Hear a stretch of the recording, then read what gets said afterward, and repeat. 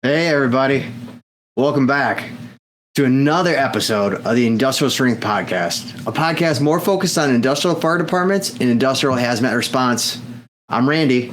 I'm a hazmat specialist, 17 years on industrial fire department, and I'm mainly doing hazmat. With me once again are my co-hosts, Jeff and Steve.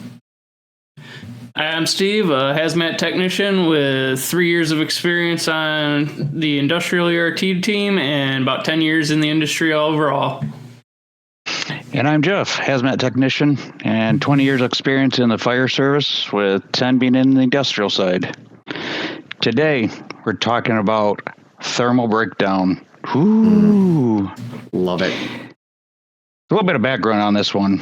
Maintenance was scheduled for a compressor in the basement of one of our production buildings. The compressor was, I believe, idle for a little bit. I don't remember the exact time, and it had the refrigerant, IS007, I believe, and that was drained out. But somebody neglected a step and left the heaters on. So, yeah, potentially heating the residual refrigerant within that system for, I think 24 to 48 hours. Mm-hmm. You know, potential byproducts of that thermal breakdown of that refrigerant do include phosgene and HF gas. Yeah. So what did we do, Steve? Kind of walk us through that. So in order to bring that equipment into a safe state, plan we devised was to blow nitrogen through the compressor and use a filter that we installed to actually put in line and filter out any remnants of that gas that might have formed. We used a filter just because it could trap that fluorinated contaminant, and the filtered nitrogen we then sent out through the filter to a roof vent of the production building, believe it or not. One of the few times they're okay with us sending nitrogen right to the environment. And in this case, the venting operation was carried out over multiple days. I believe it was 4 or 5 prior to us even doing anything, if I remember right. Just because this provided us the greatest likelihood that no further hazards would remain within that compressor. And then to be sure that all the hazards were mitigated, we also decided that the hazmat team should perform atmospheric monitoring at a low point drain port to check for hydrofluoric in there, and then also perform atmospheric monitoring while the inline filter was removed, also checking the HF at that point. In addition, any liquid collected from that drain port would also be checked for HF by indication paper. Yeah, so this was like a big concern. Obviously, you can tell from the setup and the precursor stuff. The special filter blowing a ton of nitrogen through this compressor unit on, I think it was a freezer. But it's because they're so worried about the byproducts, right? So heating that refrigerant for as long as it did, they were afraid that the molecule, the 507, would break down, rearrange, and form, like elements like phosgene and HF, which, okay, how scary are those? But I'm telling you, both of those are pretty bad in their own right. So HF is something that, I'll talk about that one first. It's something we use on site, right, as a chemical. So it's one of those things that we train on quite regularly because it's a nasty actor, right? So HF in its natural form, like when we use it for chemistry, it's a colorless fuming liquid. It boils relatively low, right? Once again, it's a strong acid. It boils at 76 degrees Fahrenheit. So pretty low, right? Considering a room temperature is like 70 to 72. So at room temperature, this stuff's boiling anyway. Typically, we get HF in like a 1-ton cylinder, like you would chlorine. And they typically ship it to us under its own vapor pressure. So it keeps it a liquid, which is nice. It doesn't have to be cryo or anything. But HF is just nasty, man. It's corrosive to metals, biological tissue. Very short contact with fumes or small quantities of HF liquid can cause severe, painful burns. And HF vapors are heavier than air. The crazy thing, if you've ever seen any photos about HF burns on people, is it doesn't show up right away. It's not like a hydrochloric burn or sulfuric. HF has a way of penetrating the skin, and then burn skin sometimes comes out hours later. But HF has got a nasty habit where HF selectively wants to seek out calcium. So, you know, in HF, you know, we use it, you know, not for seeking out calcium. We use it in chemical manufacturing, right? It's got legit purposes. And typically we use it as, we replace hydrogens on molecules with fluorines because it makes it a more of a protective group, protected so things don't react with it. So think about it like a bumper on a bumper car. Things hit it and bounce off because you can't really break off that bumper. But once again, you know, HF fumes, highly irritating, super corrosive, super poisonous. Inhalation of that HF gas, mist, or vapor can cause severe respiratory damage to you, not only because it's an acid and the acid will attack your lungs, but once again, once that hydrogen and fluorine disassociate, that fluorine is going to want to seek out calcium. And wherever it can find it, it's going to grab it, whether it's your bones or the calcium channels in your heart, which would lead to heart failure. So really, really nasty stuff.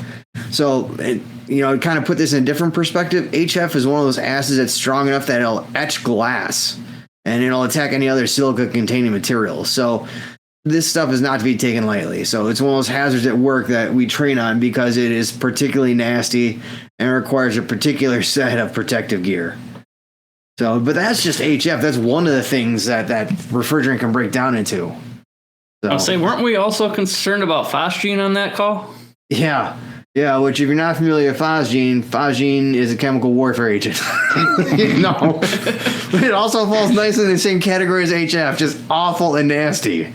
So phosgene is like those amazing things we use on site. Yeah, you know it. It's extremely toxic chemical, man. It's awful. It's when it's used in warfare, it's a choking agent. And just like HF, it's a colorless gas. You're not going to see this thing coming. Another low boiler, just like HF is. It's a volatile liquid. It does have an in here, you know, in literature it says it's got an odor of like a fresh mown hay or green corn. But I'm like, I have no idea where they get this information from, man. Who's sniffing this stuff to begin with? I got a few people that I know would do it. Yeah. Right, but so it's got an odor to it, but you're not going to see it coming. But once again, like death from low ppm exposures, like I think the they call like the 50% death in a population is at 50 ppm, and it'll kill you in like 36 hours. So phosgene is pretty bad. It's toxic, you know, to your lungs. It'll once again choke you out. It's an asphyxiant. So it's just an awful, awful thing. You know, it doesn't really have a ton of actual chemical uses, at least not for us. We don't use it as a chemical in our plant. But it does nasty things, right? So it can degrade into hydrochloric acid when it decomposes. And just another great chemical to have to deal with. Yeah, no doubt. And that's just exposure to moisture, like air, water vapor. So it'll hit it, it'll react with the water, turn to HCl, but that's also kind of how it screws up your lungs, right? So you breathe this stuff in, it's going to react with the moisture in your breath, in your lungs, turn to HCl, and that HCl is really what's going to burn up your lungs. It is just absolutely awful stuff, and awful in low quantities, just like HF is. Great starting to sense a volatile cocktail that we could have been dealing with in this scenario. Right, yeah, just because someone left the heater on a compressor. They just forgot that check mark. I think that's all. Yeah, it's like one misstep, right? So it's one. It's cool. That's all it takes. So we came up with a strike team of 4 hazmat members in this situation, and we arrived at the fire station for our briefing and gear selection. An overview of the problem was given, and the team talked about the best way to handle this, which would be what would be the best way to do this. Ultimately, we decided for the gas met would be the best meter to use to provide monitoring for that HF. And I believe the 4 gas would be used to monitor the oxygen and the LEO levels. Obviously, the HF paper for HF, you know, for any of the liquids that we had during the testing activities. Yeah, I'd like to jump in because people may not know what a gas met is. Jeff, do you want to kind of talk about that for a second?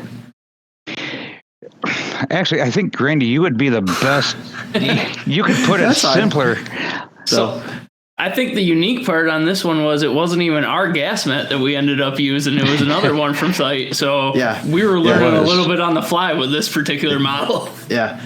So we use a gas met at our fire station, and it's an FTIR device. It's an older one. think the one we have for the fire station is 7 years old, 8 years old, but it can read up to 25 gases at once and gives us a readout. And so it was one of those things where it's got a couple different volatiles that we were interested in looking at. So phosgene actually is one of them in monitors, crazy enough. So, but it's a beautiful device. But once again, it reads 25 gases at a time. You can change out the library of gases, but because our model is so old, it's a little clunky in changing them out. So we've picked our top 25 and we've left it there for probably the last 6 years. But a beautiful FTIR. But you're right, the one we were using that day wasn't ours. It belonged to an environmental health and safety unit that's also on our site. So they had a newer model and we took theirs. It was a little more compact and easier to carry around than ours that you got to lug on a cart. Ours is pretty bulky. It sure is, man. It's a phenomenal boat anchor or doorstop. Now, in this particular call, we decided for PPE after an evaluation that really entry team 1 needed to be in a level C with SCBA just for potential protection against that HF.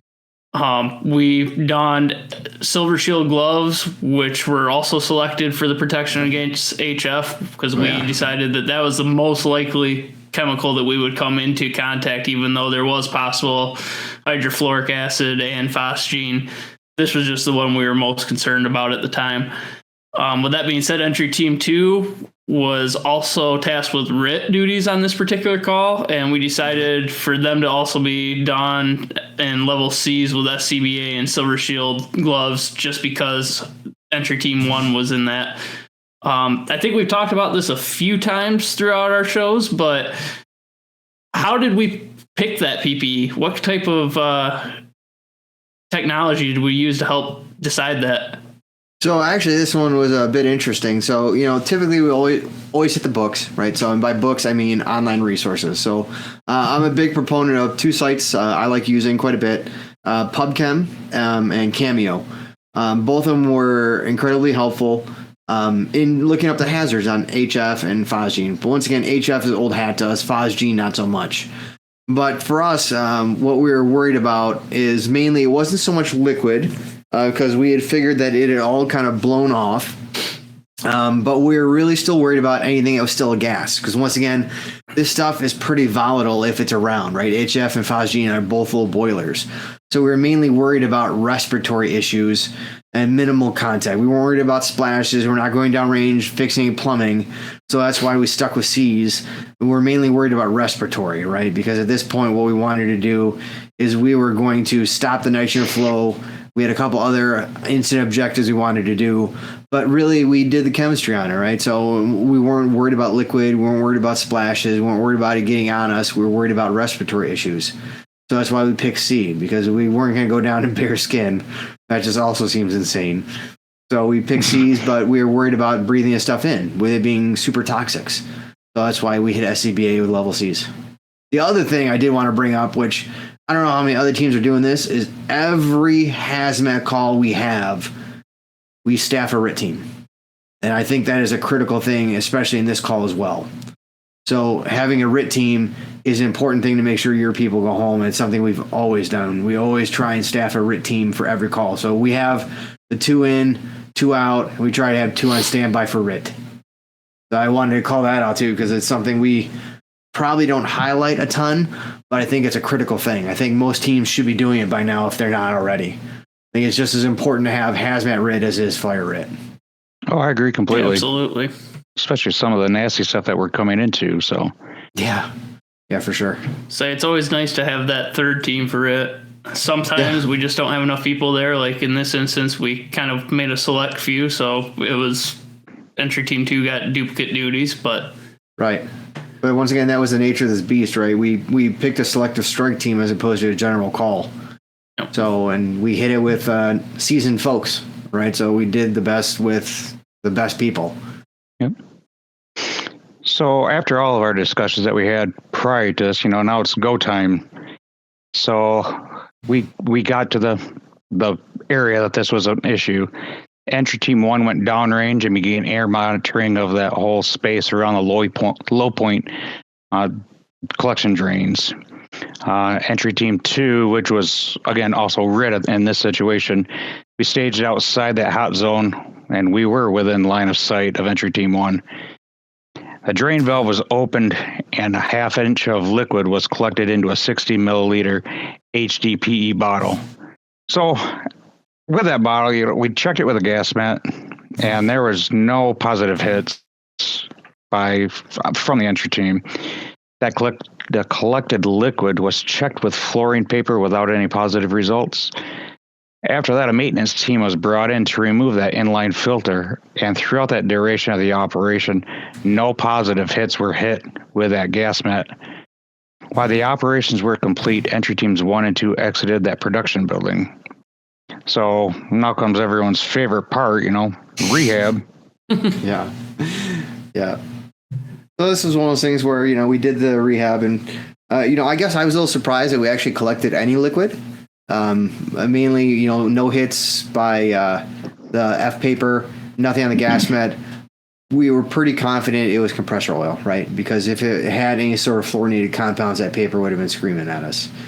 So we weren't concerned about contamination. What we did is we got rid of the gloves, we got rid of the suits, we rehabbed the boots with water decon. Because once again, we're dealing with an acid, right? So if HF hits acid, it's going to degrade. If phosgene happened to be there and hits water, it's going to degrade.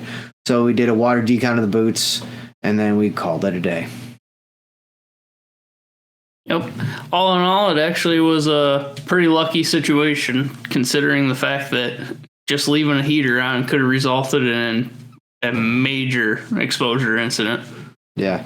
But you know what? I think we got another example of that, don't we? Yep, we tend to have these things that just one little step missed leads to a full-on call for us. So in our second call, we're going to be talking about a plugged line. Yeah. Now, in this instance, early springtime, we got a call during chemical processing that a filtration line and a filter pack had become plugged, preventing the treatment and disposal of a waste cake that potentially contained cyanide in it. Right. It's not something that we want to play around with. No. And in this instance, production requested the hazmat team come in and remove the plug filters from the filter housing, allowing for further treatment and disposal of that waste material. During a technical meeting that production held with support staff a couple days later, the problems surrounded treating the waste cake and plug multi-pack filter were discussed. At that point, they decided to complete some lab work by, I believe that might have been your group, Randy. It's true. It was my group. So we had one of the scientists in my group did a little lab work. I found that if they used a warm 10% caustic solution, that was going to be good enough to dissolve the solids and get everything moving, like free it up. It almost kind of worked like Drano and get it going good enough to flush it. Yep. It was determined that when that production executed the plan on that day, that caustic wash was not heated prior to the application of that filter or the multi-pack. Wait, is it another misstep? Another misstep. I think it's probably shortcuts. Yeah. That's what it is, shortcuts. Or just people not paying attention to what they're supposed to be doing. That never happens. Go ahead. So, there was a little bit of progress with an unwarmed caustic solution, but it only had a limited ability to put that waste cake back into the solids back into that solution. The waste removal problem was then further compounded when a cold water wash was then put on the filter next, effectively crashing out all the waste back into solids and primarily plugging that multi-pack filter.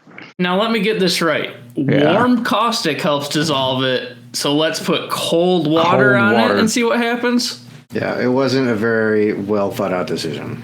So, but it didn't help our problem with trying to figure out, because we didn't know if that waste cake contained cyanide or not, right? If we are very confident it had none of it, this would have been a production only problem, and they could have handled it themselves, cracking open the filter and taking care of it, but they didn't know, right? And cyanide's one of those nasty actors. Again, we use it on site sometimes in production, chemical synthesis. we'll add it onto a molecule and then we'll use that triple bond on it to do fancy things. But, outside of chemistry, it's a nasty actor, right? So cyanide will kill you, right? It's one of those things that it was used as in the gas chamber, like for capital punishment. So it was also used chemical warfare, right? So it will kill you if you give it a chance. I'm starting to sense a pattern here. I think we maybe should have called this episode Chemical Warfare. Maybe. Unintentional chemical warfare. Yeah. But so, hey, Randy, so why don't you give us some of the statistics about the cyanide? What does it smell like? Yeah. We were talking earlier about both of those other chemicals not having any smell. Yeah, so cyanide will typically smell like almonds. If I don't know where they got this group of people, but apparently it smells like almonds.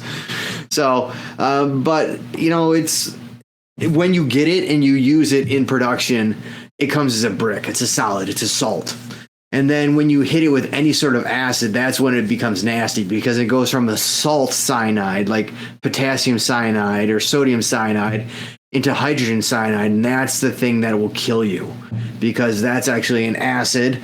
And then when it hits you, the acid part will burn you just like any other acid.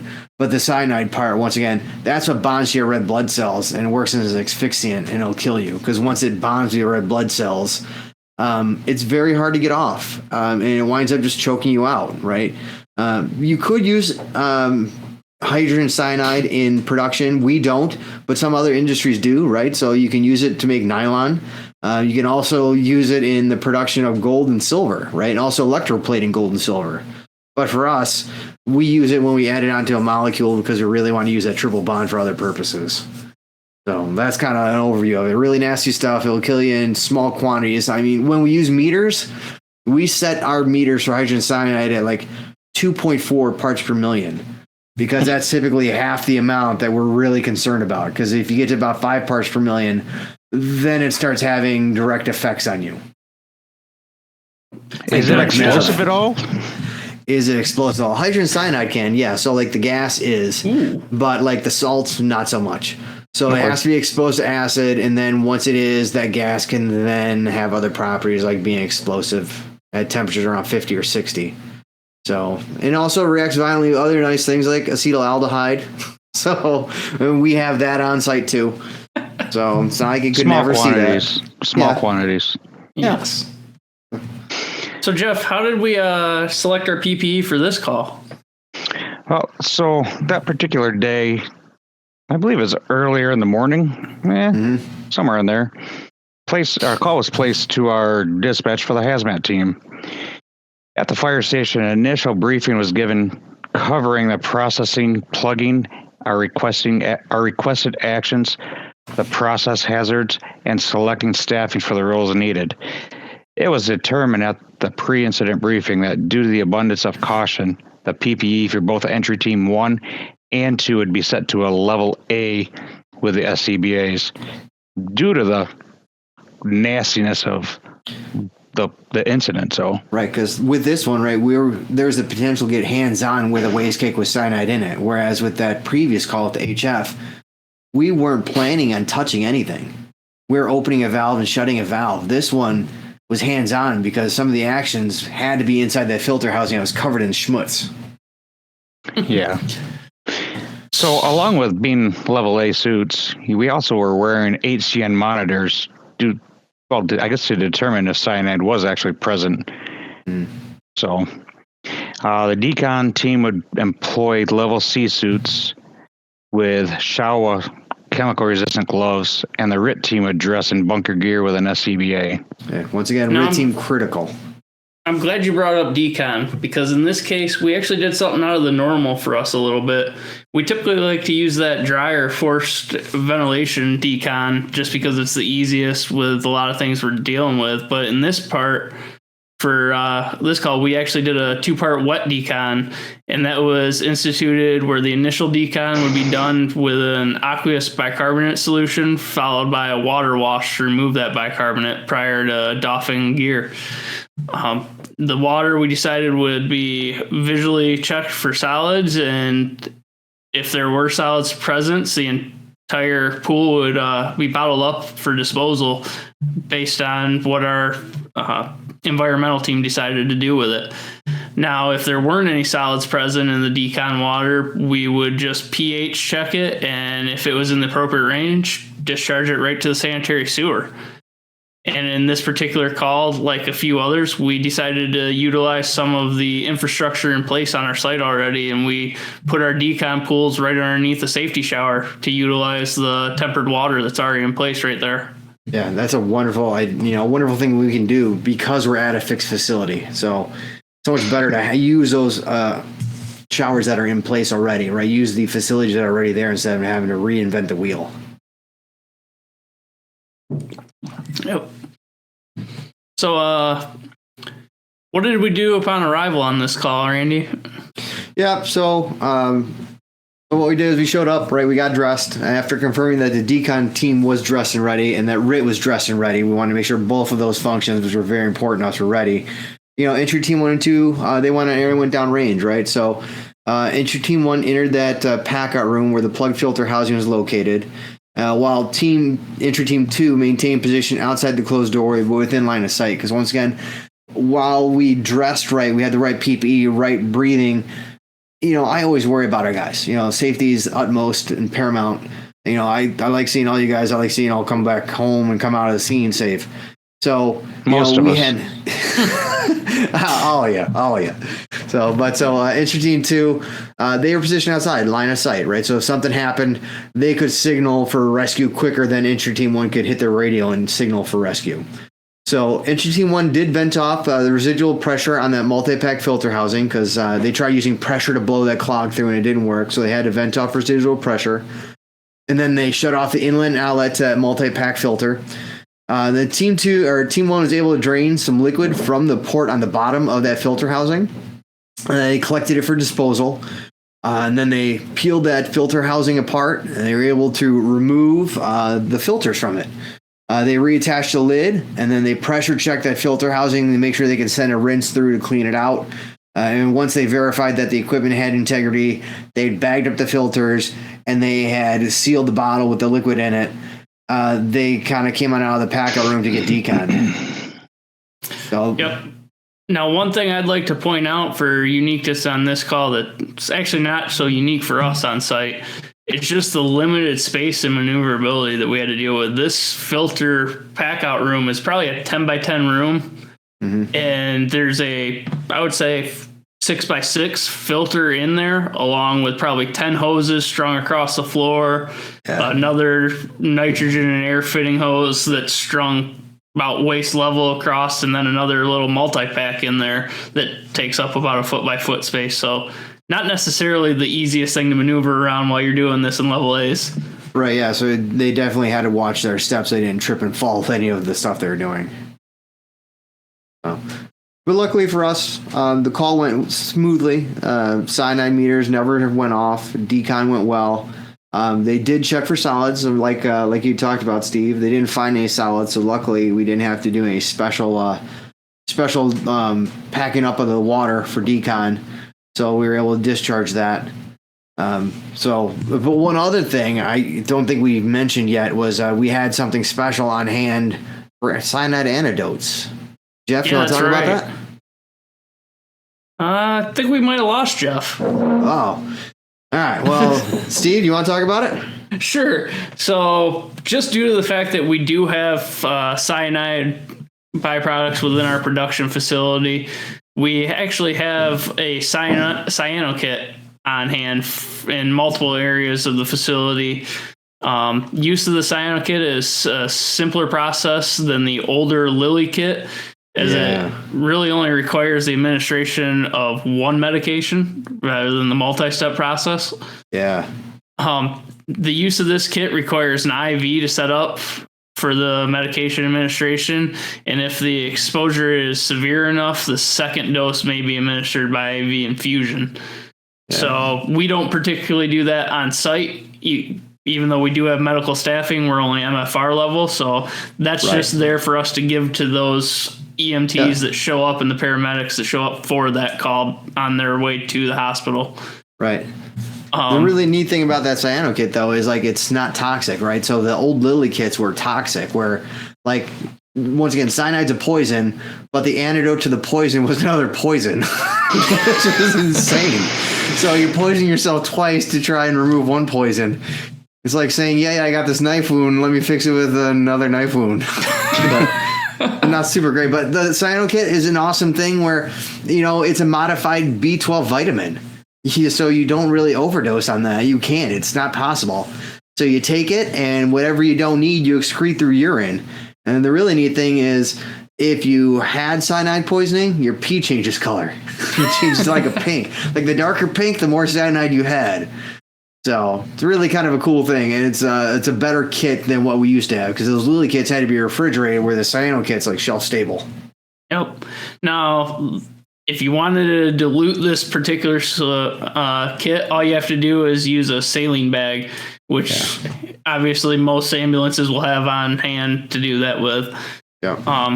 And if a cyano kit is used on a patient, their skin will actually appear reddish or flushed, which will actually be normal. It's kind of counterintuitive if you're looking at that patient.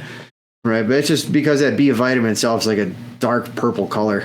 So once you take it, it just kind of flushes you like that, and you can't help it. So. Yep. Now, hey, we got Jeff back. Hey. Just in time. Yeah. So I believe that about wraps up these two calls. Yeah. Share your thoughts, experiences, requests. Contact us, hazmatharder@gmail.com. Now, for those of you out there, our next episode is going to be something a little more unique, where we had to split our manpower in a unique way. Yeah. And we had to divide and conquer multiple calls. Yeah, it's a good one. It's worth talking about. It's a unique experience for sure. So thank you everybody for joining us. I appreciate your time. Thanks for listening to us. And once again, if you had to call something like what we had, reach out. Let us know how your call went, how you guys handled it. So once again, hazmatharder@gmail.com. Thanks everybody. That's right. Have a good night. See you next time.